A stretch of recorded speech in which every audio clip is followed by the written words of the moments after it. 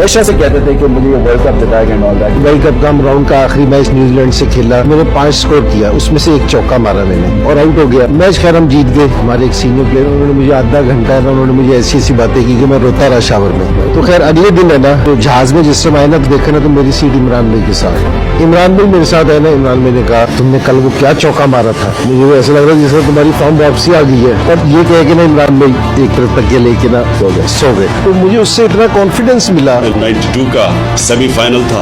अब मैच से पहले वो मुझे आके हमारा मैनेजर कहता जी इंजमामुल हक तो नहीं, वो बेचारा उसकी तबीयत नहीं ठीक। मैंने कहा अगर तुमने स्ट्रेचर पे भी जाना पड़ा तो मैच खेलोगे। इससे उसके ज़हन से ये जो रिट्रीट है ना, ये खत्म कर दी कि तुमने खेलना है चाहे जो मर्जी हो। नंबर 3 पे ना खेले, नंबर 6 पे खेलेगा और वो मैच जिताएगा।